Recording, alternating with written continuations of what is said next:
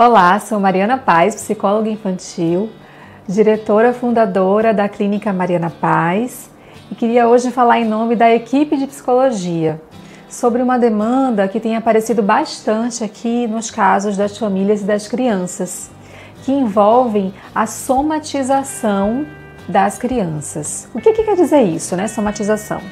Muitos de vocês já ouviram falar, mas também muitos de vocês não sabem que isso acontece também e principalmente com as crianças. O que acontece? Muitas vezes os pais já levaram em vários médicos, pediatras, fizeram muitos exames, investigaram aquela dor, uma dor de barriga, uma dor de cabeça, um enjoo, náusea, um mal-estar daquela criança, e é aquela criança que vai sempre na enfermaria da escola, que se sente mal, sente o coração bater mais forte e ela não consegue dizer para os adultos o que está acontecendo, né? Então, nesses casos, elas chegam aqui depois de já fazerem toda essa investigação, esses exames, e não ser identificado nada orgânico, nada físico, né, nessa criança. E aí o que acontece? A gente começa a investigar essa questão dos pensamentos, das preocupações, e a gente percebe que é uma criança que já tem um histórico de medos, de ansiedade, de preocupações. É aquela criança que está atenta às conversas dos adultos, que começam a apresentar preocupações que não são típicas de crianças. Então ela pergunta, por exemplo, pai, você já pagou o apartamento? Né? Você vai ter dinheiro para pagar a minha escola? Né? Amanhã tá tudo certo para a viagem? Já viu o carro, se o pneu tá ok? Então são alguns tipos de indagações e de preocupações que não são próprios de crianças, né? Crianças menores em especial, 6, 7, 8 anos. Né?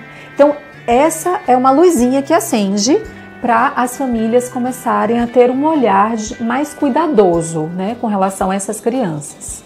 Nesse caso, uma das investigações que devem ser feitas por nós profissionais é que a gente entenda se é algo que começou a acontecer como uma mudança de comportamento que começou a aparecer agora em função de um contexto de uma mudança importante, né, para essa criança, para essa família. Por exemplo, uma mudança de escola, uma mudança de casa ou de cidade, separação de pais, alguma coisa importante que tenha mudado na vida daquela criança, e também se existe um histórico de comportamentos em que ela já se apresentava assim. Então, por exemplo, aquela criança que apresentou uma dificuldade de adaptação na escola desde pequenininha. Foi um processo longo e difícil de adaptação para estar em outros lugares, né, sem a presença da mãe em especial, né? Então já é um processo histórico que nos diz que é uma criança que precisa de uma atenção especial. Nesse sentido, as crianças que têm alguma dificuldade de relatar verbalmente, de descrever em palavras aquilo que elas estão sentindo, o que acontece? Vai para o corpo. Elas acabam expressando com essas sensações corporais, com uma somatização. Então essas dores que não têm uma ligação física, em geral é uma expressão de uma insatisfação, de um incômodo, de uma dor, de uma tristeza, de alguma coisa que está deixando ela preocupada, ansiosa.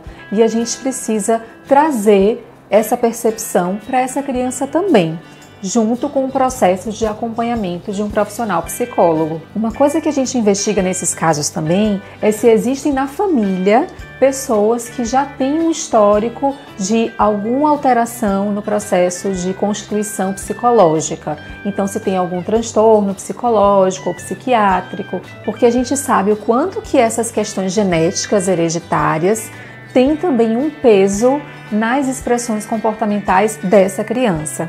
Caso você observe algum desses aspectos, algum desses comportamentos descritos aqui nesse vídeo no seu filho, procure uma ajuda profissional.